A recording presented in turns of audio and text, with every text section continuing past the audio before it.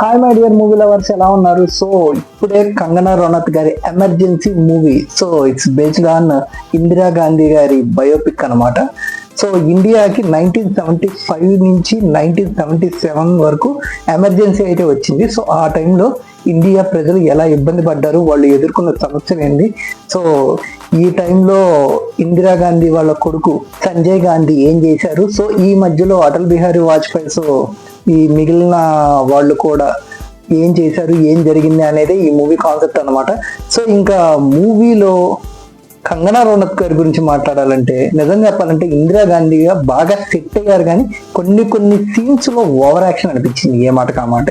So చాలా roles చేశారు, చాలా బయోపిక్స్ తీశారు, ఈవెన్ జయలలిత గారి బయోపిక్ కూడా తీశారు.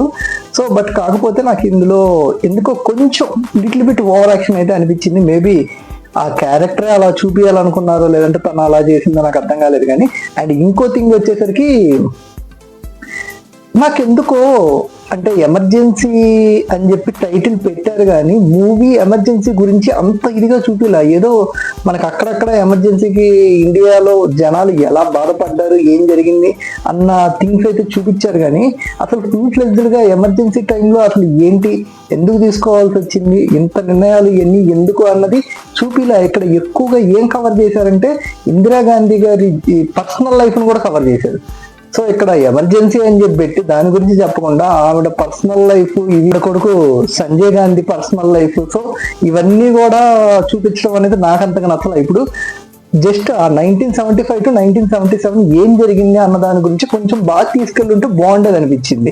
ఆవిడ పర్సనల్ లైఫ్స్ అని, ఆ ప్రొఫెషనల్ లైఫ్స్ అని అసలు ఇవన్నీ అంతగా అవసరం లేదు.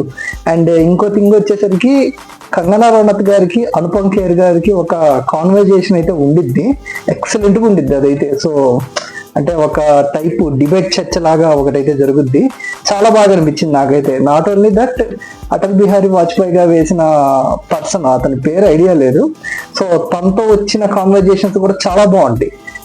కొన్ని కాన్వర్జేషన్స్ చాలా భలే ఇదిగా అనిపిస్తాయి. సో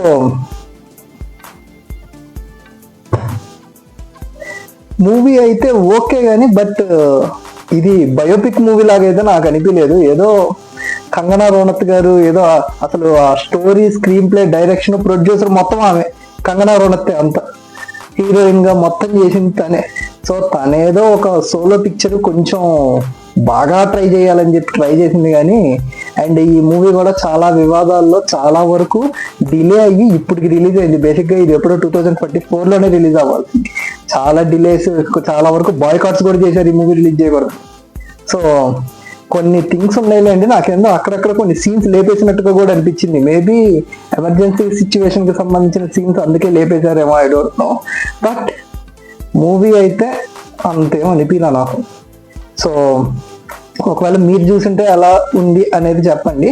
సో ఈ మూవీ థియేటర్లో చూడాలా, ఓటీటీలో చూడాలంటే ఓటీటీ చాలు, థియేటర్కి అవసరం లేదు. ఓటీటీ కూడా చాలా తొందరగానే వచ్చేసిద్ది. సో నేను వెళ్ళినప్పుడు కూడా జనాలు పెద్దగా ఏం లేదు, తిప్పి కొడితే 10 మంది ఉన్నారేమో. సో అది మొత్తానికి అయితే ఇది గైస్ ఎమర్జెన్సీ మూవీ రివ్యూ అయితే. నచ్చితే లైక్ చేయండి, ఇలాంటి మరిన్ని మూవీ అప్డేట్స్ కోసం ఇప్పుడు మన ఛానల్ సబ్స్క్రైబ్ చేసుకోండి.